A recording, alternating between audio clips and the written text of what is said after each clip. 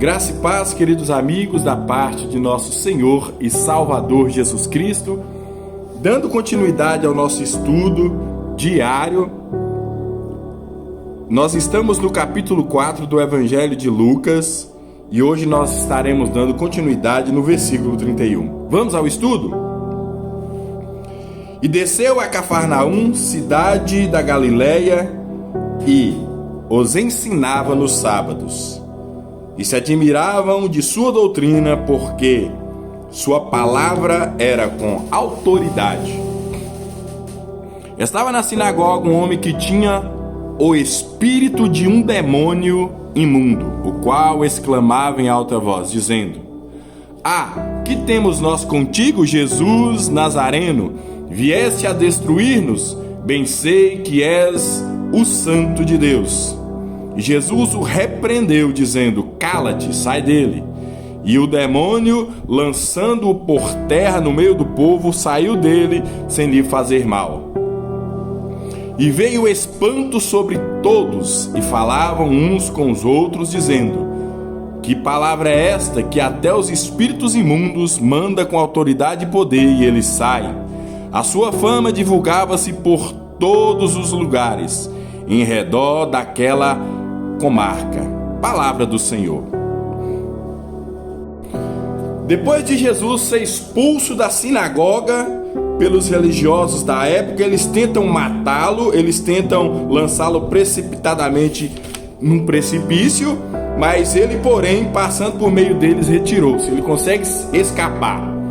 Jesus começa o seu ministério, ele continua indo em várias sinagogas, levando a mensagem dele, a verdade dele, a doutrina dele, ensinando nos sábados, porque era costume a religião judaica guardar o sábado e separar o sábado para a oração.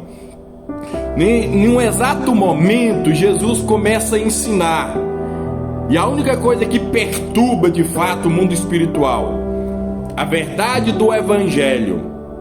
A verdade do Evangelho como ela é, ela rasga o mundo espiritual.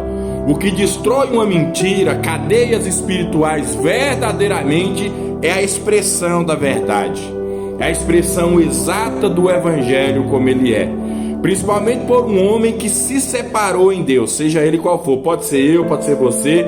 Se você abre a sua boca de fato a pregar o Evangelho como ele é, de fato cadeias do mundo espiritual vão se movimentar, amado. Eu me lembro muitas vezes nós fazendo culto ao ar livre, o demônio se manifestar, amado, na boca de muitos, vim com fúria por nosso lado, mas os anjos de Deus nos guardando, ele vinha, rosnava e voltava. E nós repreendíamos, porque o fundamento a qual Cristo nos levantou é proclamar o Evangelho. Você vê que aqui é uma manifestação demoníaca, e Jesus na mesma hora, sabe o que ele faz? Ele repreende, manda calar, manda sair da pessoa e continua ensinando. Mas nesta manhã eu quero fazer uma pergunta para nós que somos ministros do Evangelho, e você também que não é, você que não converteu, você que está nesse propósito desse chove não molha aí. Hoje eu trago para nós um questionamento do céu: quem somos nós no mundo espiritual? Eu não falo diante dos homens, eu não falo diante de autoridades humanas que são limitadas pelas suas visões carnais. Eu falo diante do mundo espiritual. Agora, quem é você? Quem é você? O mundo espiritual te reconhece?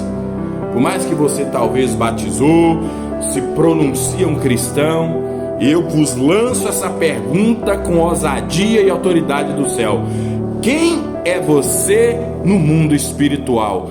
Quando espíritos imundos te veem, o que acontece? Quando anjos te veem, o que acontece? Quem é você no mundo espiritual, que de fato é o que mais importa? É um mundo muito mais real do que esse a qual nós estamos apalpando. Nós estamos vendo o nosso Deus, o nosso Senhor Jesus Cristo, se manifestando em carne, mas ele não deixou de ser santo. E olha o que vai acontecer Quando Jesus começa a pregar a verdade, você quer ajudar alguém de verdade mesmo, sem enrolação, sem pedagogia humana, sem psicologia humana, você quer ajudar alguém mesmo que está na merda, que está no pó do pecado, que está no pó da depressão, anuncie a ele a verdade do evangelho como ela é. É a única esperança para o pecador e para este mundo. Não iluda a sua mente, missionário, pregador, nessa resolução social. A esperança para o pecador para resolver toda a bagunça que o pecado gerou na sua mente, gerando doenças espirituais e físicas e até psíquicas, gerando enfermidades na carne e no espírito, na carne e na alma. A única resolução verdadeiramente para uma alma tribulada, amarrada pelo pecado, amado, é o evangelho do reino de Deus. Não terceirizemos o evangelho do Senhor. Não tentamos colocar, nós estamos falando do evangelho, não tentamos criar paralelos, amado. A psicanálise é bom, a filosofia traz uma esperança social, mas eu estou falando de coisas mais profundas, cara. Se tu és um pregador do evangelho, que você pregue o evangelho como ele é, porque muitas almas poderão ser transformadas pela loucura da pregação a qual você estará pregando com verdade e eficácia, amado. Então prega o evangelho como ele é, amado. Se vai cortar, deixa cortar, porque o nosso Deus, ele faz a ferida, mas ele também traz cura. Deus me feriu, amado, através da minha irmã.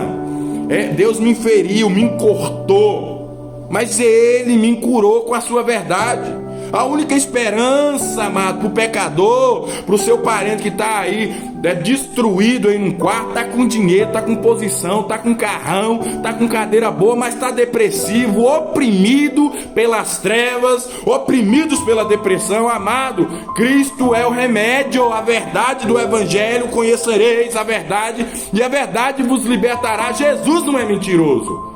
Jesus não deixa a academia a qual você tem frequentado, todos os seus estudos, oprimir, imprensar essa verdade. Isso é mais importante do que qualquer quantidade de títulos, de diplomas as quais nós venhamos alcançar. É por isso que Jesus se esvazia e traz uma doutrina simples, pelo amor de Deus. Aquele que sabe de todas as coisas, ele se esvazia. Aquele que sabe de tudo se esvazia para trazer a simplicidade do evangelho. Nós precisamos pregar esse evangelho como ele é. E Jesus estava pregando, ensinando a verdade do reino, como ela é. Não a verdade judaica, mas a verdade do reino, que abalava o sistema judaico, a religião judaica. E quando ele começa a pregar, o mal se manifesta, amado. Se você pregar uma teologia homocêntrica, o mal não vai se manifestar, não, amado. O mal não se manifesta com teologia de prosperidade. Aquilo é engano trabalhando em prol do engano o tempo todo.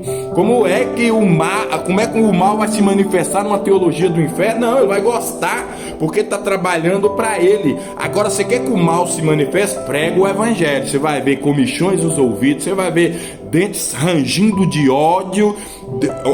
Amado, eu estou vendo cristãos sendo presos. Tem cristão no Brasil que está sendo preso por pregar no meio da rua, expressar a verdade do evangelho como ela é, amado. É a realidade, porque rasga a atmosfera das trevas. Olha Jesus rasgando aqui. O demônio se manifesta e fala: o que nós temos contigo? O que nós temos contigo, Jesus de Nazaré? Viestes a nos destruir? Eu sei quem é você, o Santo de Deus. Quem é você no mundo espiritual, cara? Quem é você? Quem é você? Quem sou eu no mundo espiritual? Quem é você de fato? É reconhecido no mundo espiritual como um servo do Deus Altíssimo? Pensa nisso, pelo amor de Deus, independente se você é um vendedor de geladinho ou se você é o maior empresário. Se você se pronuncia cristão, eu te faço uma pergunta hoje. Quem é você diante deste mundo espiritual invisível? O que os demônios falam de você? O que os anjos falam de você? Pensa nisso, cara. Pensa nisso. É só mais um? Ou você é de fato aquele que carrega a marca do Evangelho, a marca do reino de Deus? Que Deus possa abençoar a nossa vida e que o Espírito Santo possa nos conduzir à plenitude do reino dos céus, que possamos transbordar essa verdade.